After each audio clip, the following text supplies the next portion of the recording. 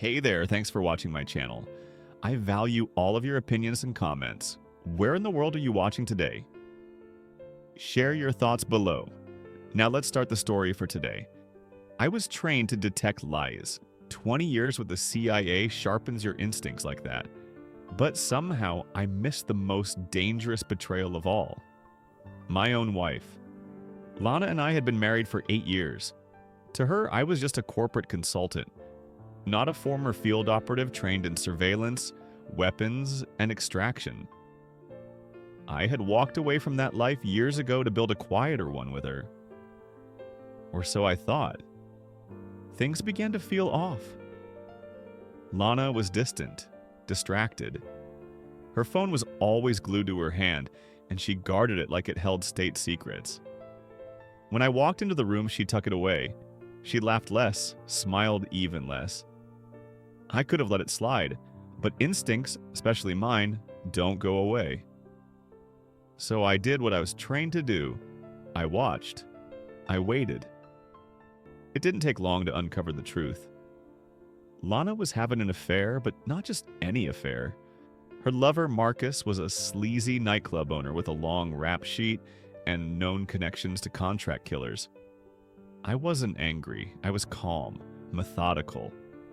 Until I intercepted a conversation that changed everything. They weren't just cheating, they were plotting to kill me. I found the recording through a bug I had planted in her car's console. Lana's voice? It has to look like an accident. He can't know. Marcus replied, I know a guy. Clean job. Quick.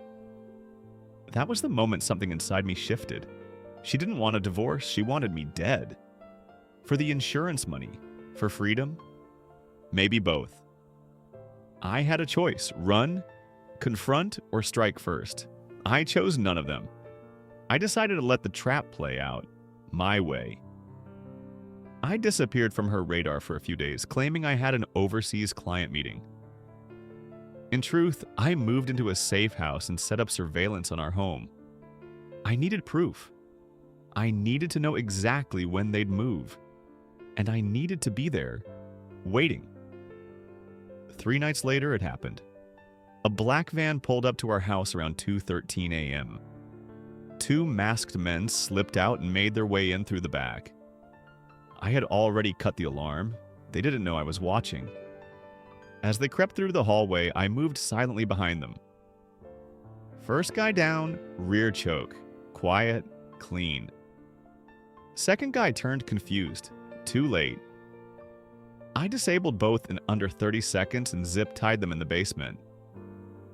Then I waited. At 3:06 a.m., Lana came home, thinking she would find me dead. Instead, she found me sitting at the kitchen table with 2 unconscious hitmen behind me. She froze. Sit, I said. Her face went pale. What is this? You tell me, Lana, or should I ask Marcus? I played the recording from her car, her voice planning my death. She crumbled into the chair, shaking. I didn't mean... It wasn't... I didn't want to hear excuses. You hired people to kill me. Do you know what that means? Tears streamed down her face. I was scared. You always knew things. I thought you'd hurt me if I left. I stared at her expressionless. You thought wrong. I handed her a file. Inside were printed conversations, screenshots, audio logs, and a divorce agreement. You'll sign this today. You'll confess to the police about what you've done.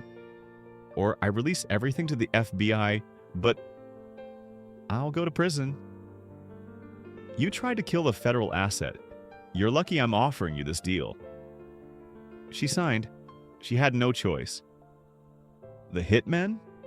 I handed them over to local law enforcement anonymously, along with evidence of their involvement in other crimes.